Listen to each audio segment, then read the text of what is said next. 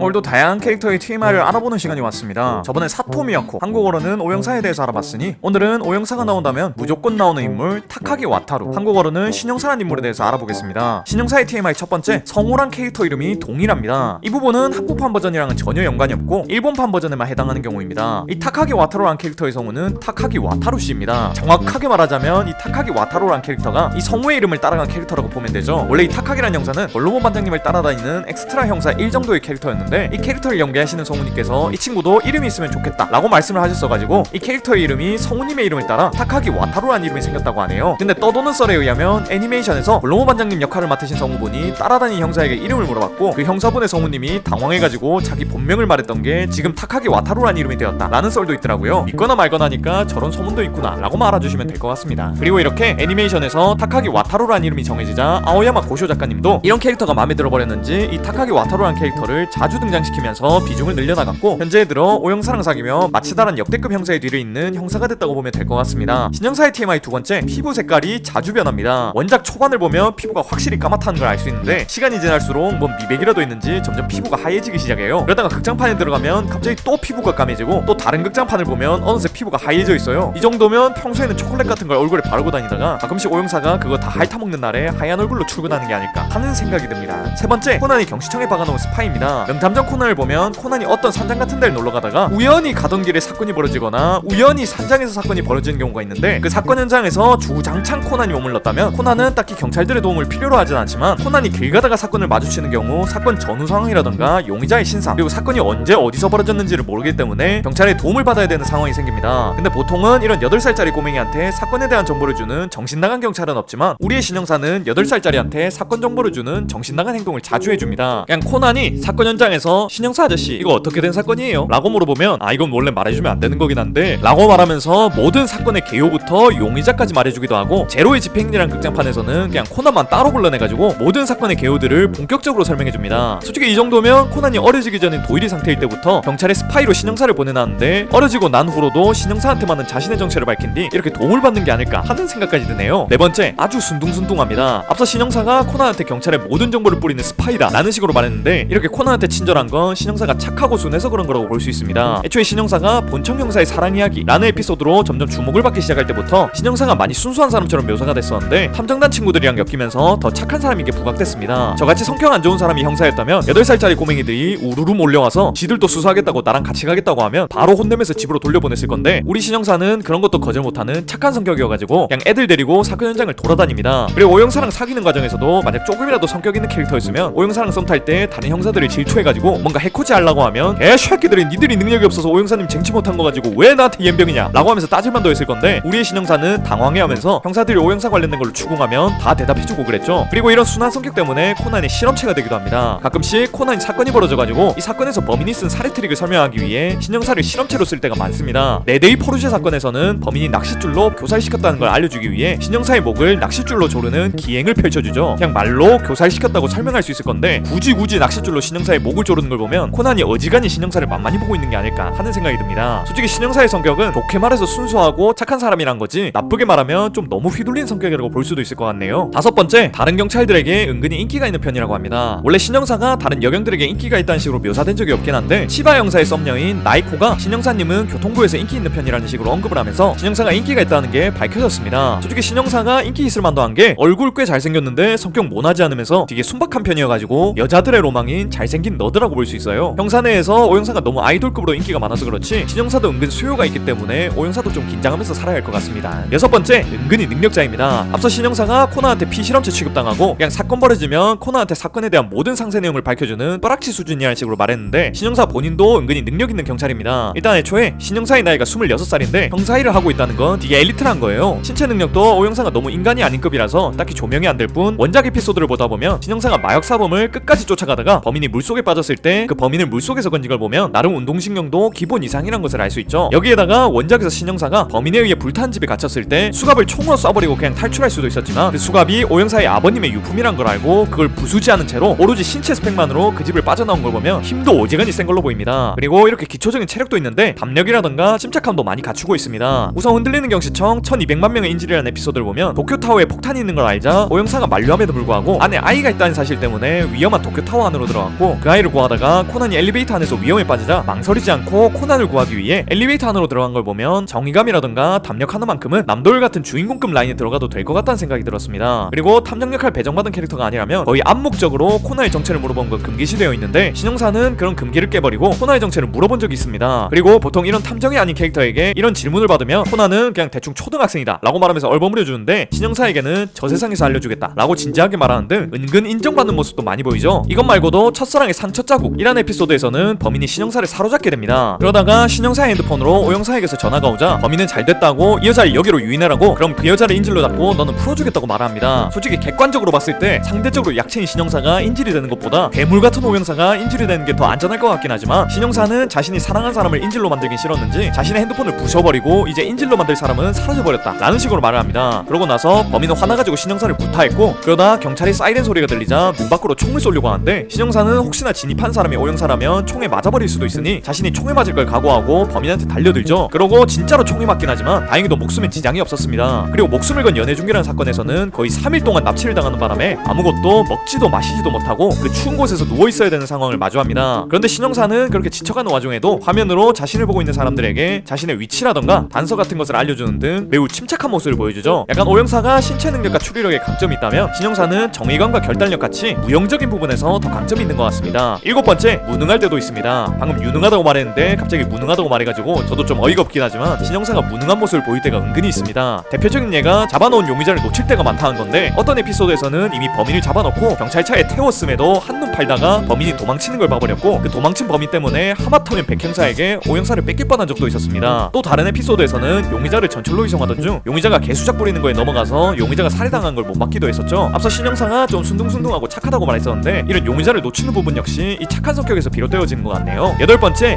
어른의 연애를 하고 있습니다. 이건 오영사의 TMI 설명할 때도 말했었는데 오영사의 침대가 폭신하다는 등 오영사의 잠버릇이 고약하다는 등 순수한 어린 친구들이 보면 아 그러려니 하고 넘어갈 만한 장면들이지만 저나 여러분들 같이 타락한 분들은 다 알아들을 그런 어른의 연애를 하고 있는 걸로 보입니다. 물론 오영사가 28살이고 신영사가 26살이니까 그런 연애를 하는 건 너무 당연한 거긴 한데 뭐 좀 어린 애들도 볼 수 있는 만화인데 요런 드립이 나오니까 좀 음흉한 미소가 지어지고 그러네요. 9번째, 살짝의 떡밥이 있습니다. 이건 작품 내에서 나온 떡밥이라기보다는 코난을 사랑하는 독자들이 신영사의 과거가 너무 안 나와서 의심을 하고 있는 떡밥이라고 볼 수 있습니다. 보통 코난에 나오는 캐릭터들은 다 10년 전 이상의 과거들을 가지고 있습니다. 이게 주연 캐릭터들 뿐만 아니라 오영사, 백형사, 치바 형사, 나이코 등등 비중이 조연급인 캐릭터들도 10년 전 이상의 과거가 그려졌었는데 나름 이 조연들 중에서 꽤 많이 등장을 한 신영사는 과거 일에 대한 언급이 아예 없어요. 그래서 사람들이 혹시 뭔가 엄청난 게 있어서 신영사의 과거가 밝혀지지 않는 게 아니냐, 또 혹시나 다른 떡밥이 있는 게 아닐까 하면서 의심을 하고 있는 중입니다. 이런 떡밥 같은 것 중에 좀 흥미로운 게 많은 것 같아서 이거에 대한 영상은 제가 또 따로 만들어 보도록 하겠습니다. 이렇게 9가지 정도가 신영사에 대한 TMI인 것 같네요.